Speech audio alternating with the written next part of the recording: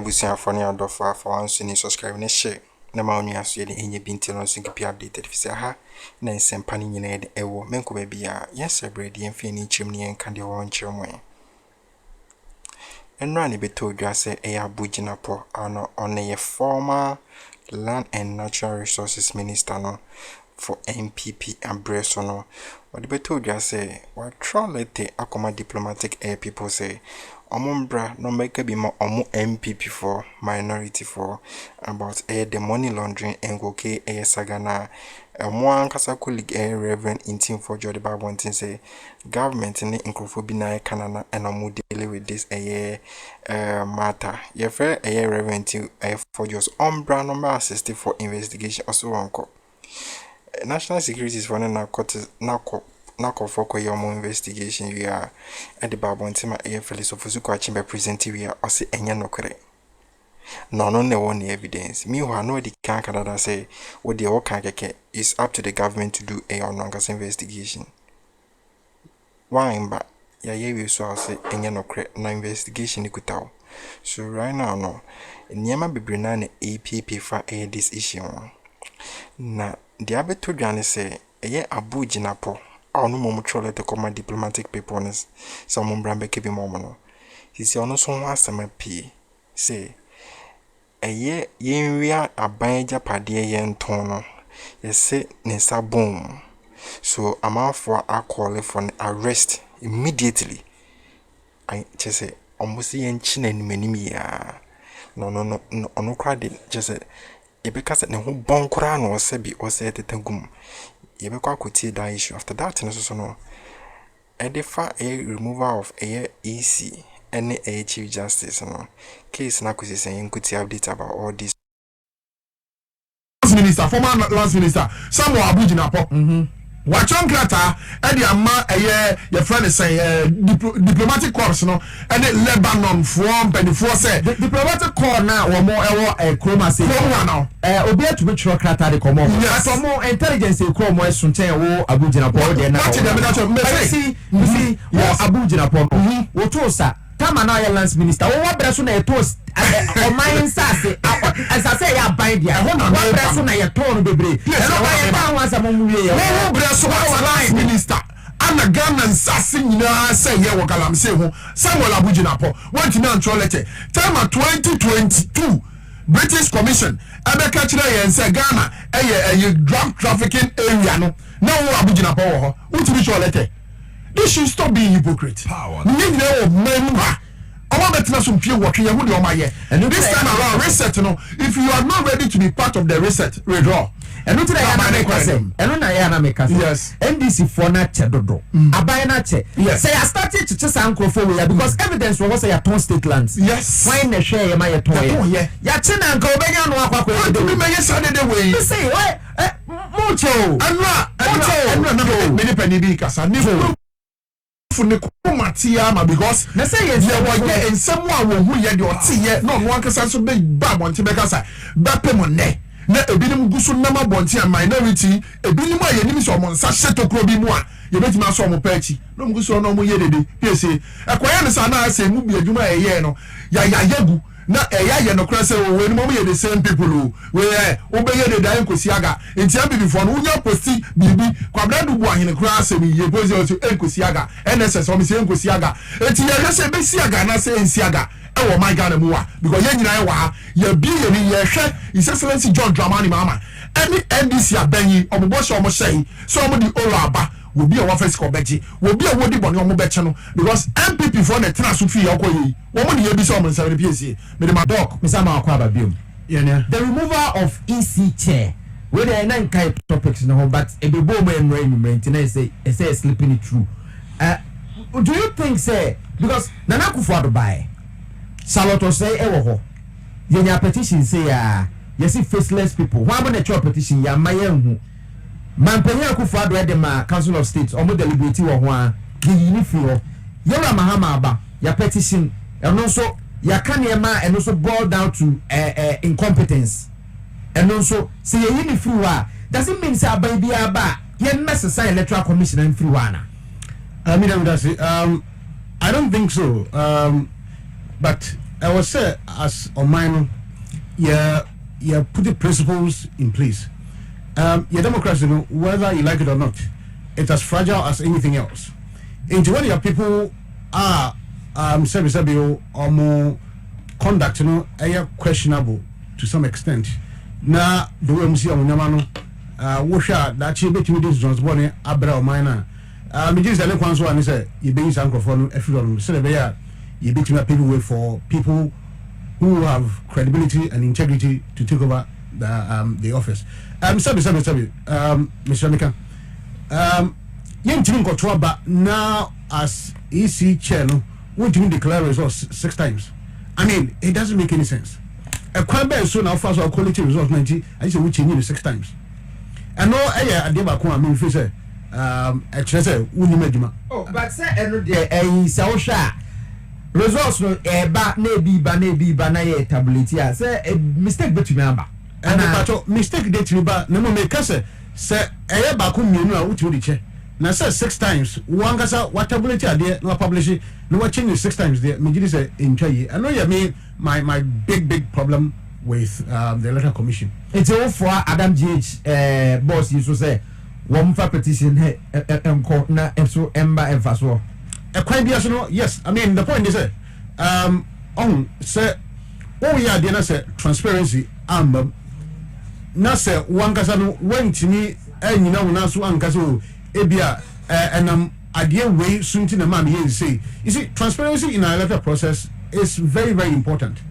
Say, Yama transparency, it creates unnecessary confusion.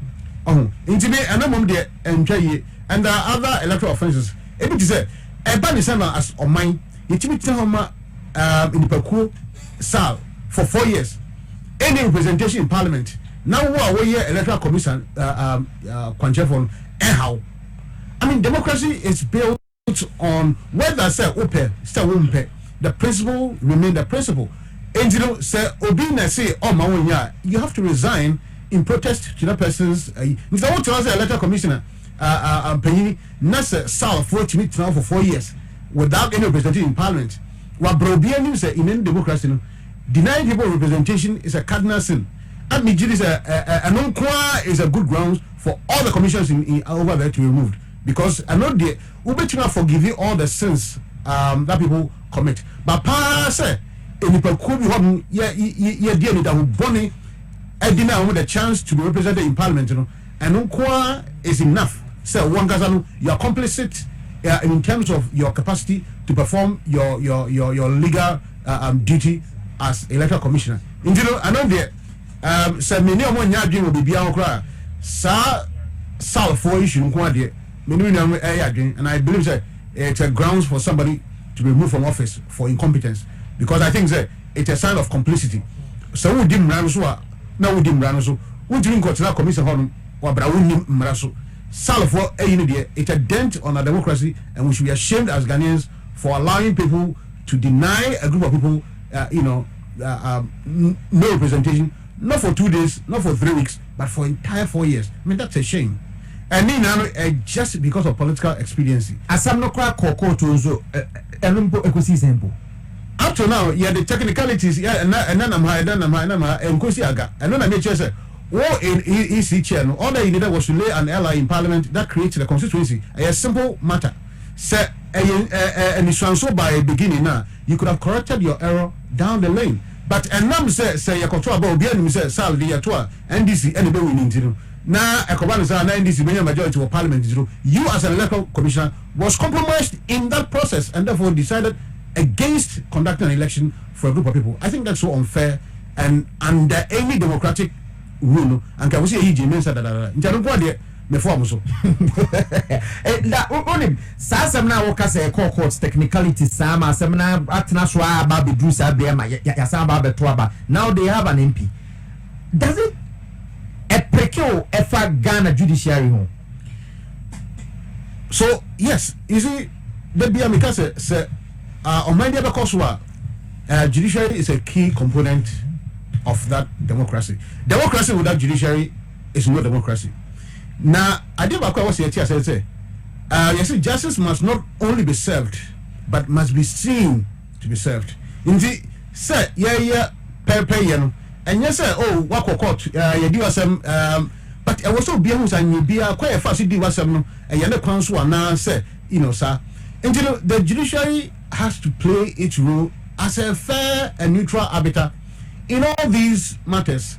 Sakobane say as soon as in a benching asamba ya what they can kwakumeno ya oba asamba de okanwa and no it doesn't give confidence of the people in the judicial system.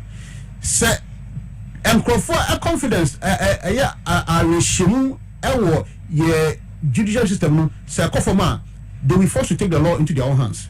Into the minister they may need connection in government, may need connection in power. Into the matter of kodan court here ninya atemwa maminche into any say was say to na metwina mekuni pa korona na matwitu na makuni nipa no any de ba no emra ye koyere sana na it's taking us back into me. I'm just going to say the judges bibia momenya fair in the way we hear matters, whether they are political coloration or not, so that people can have confidence in our electoral process. And not everybody you keep men kebino and more shekena if you say unim say to abawie na se mfa ho ne de service esisimia na me de kodan court be dia ma me frenchim and fa ho ne say why the one say yetimi do sa pempenso to Kenya ye tun koto aba na sunu kwa kasa da bi abanse le sito ne ano ntwale kwa so ntini ya san koto foforo tetimi nya sa jijin ewo ya judicial ni mu a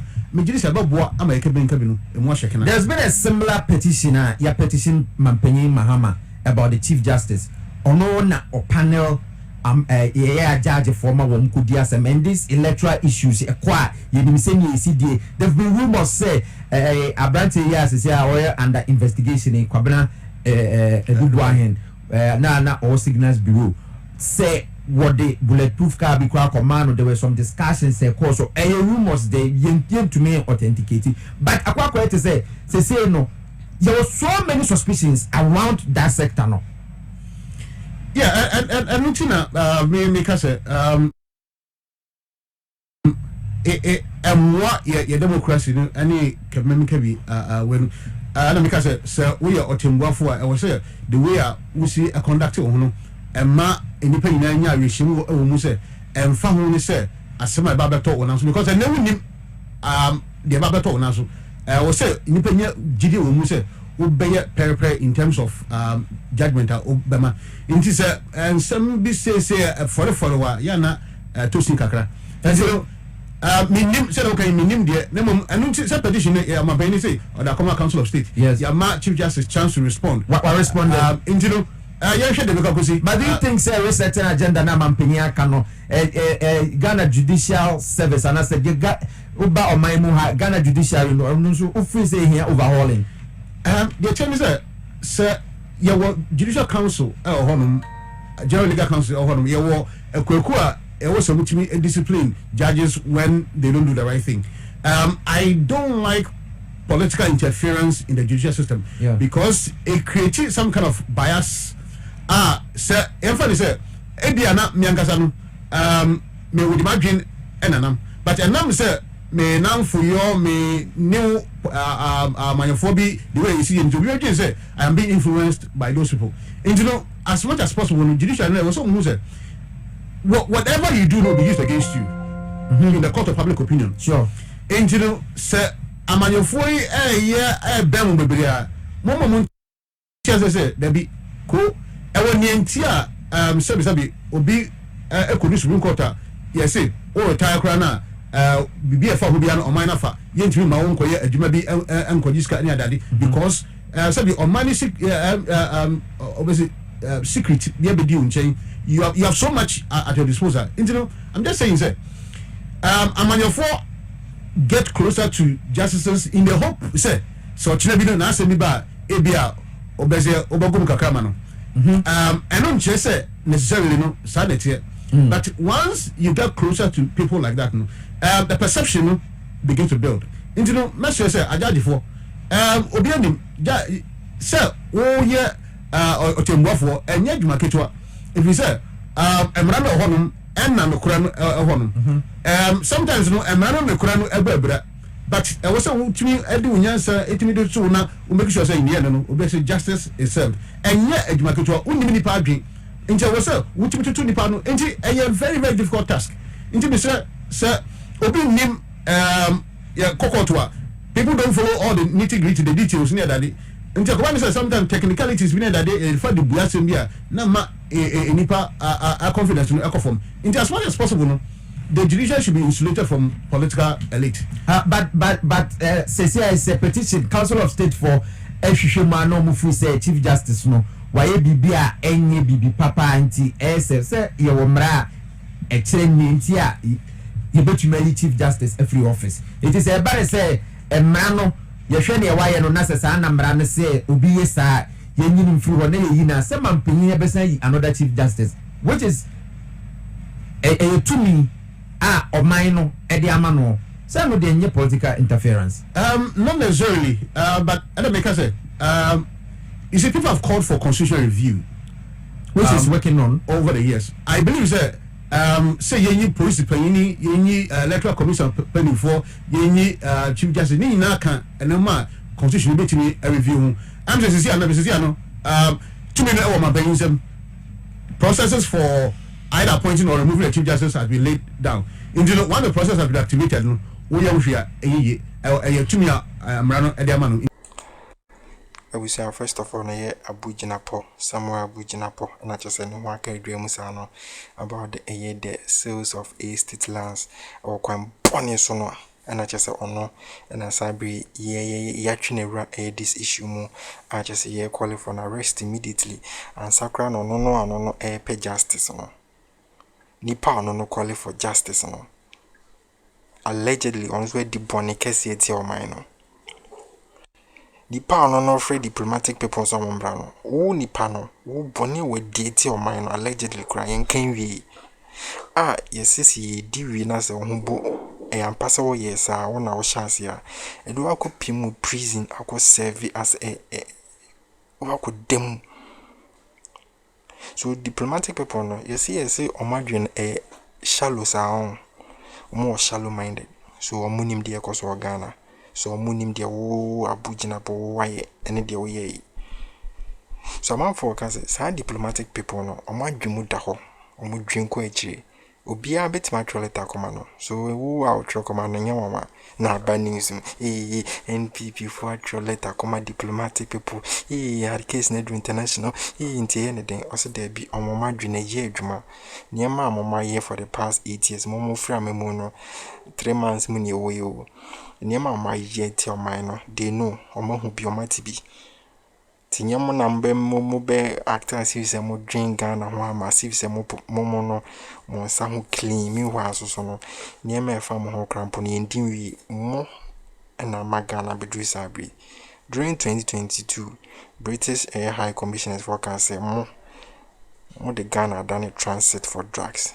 And so yes, our time ni enim se sa na ekoso. These people na kwaya undercover and omo de enhu statement by. And so that time na mo cocaine ni ade ye ntibio ye hu bi. So I ha wo teja beka se Air British Air Commissioners for Newz nene ye nya aban bi waba wachi cocaine wachi or the babontin kam obi atno most on mum na enya memu papa onum na deliver drugs na wana wachi awokata so no wo ye den wo de won deliver drugs wo chi anu akata so wo de won deliver drugs do chi am obi on se wachi omo no omo na deliver drugs tamama fo we break say we hwa endis aban no chichi nkrofo mo chichi omo no Bese bibiri na NPP for nsa wom so as a harm and it's no more created this confusion ama ye huya bi as he say almost should be an NDC for because NPP for na ye sadden sana man for ka rumors na we no so as you speak no a man for call for Abu Jinapor arrest immediately, not about honorable letter come diplomatic diplomatic people there be. It's about ono ninsa bon wo insase tombi aya illegal mu and was say yes yenche no yimfa no kotum ne ono kwa akrofo bebre edi Ghana wu just ye train say a year attorney general and Crawford a year money my no match no macoma not because there are some people are allegedly made bonnie so someone Kasakese as if someone drink Ghana Wama. Because a GM and Crawford take cash into they feel say, oh, no power there, now someone to me financially. They have 2/3 of my parliament and someone to me financially. For so it's up to the government to take actions. No munjai kasa no kasa no doso.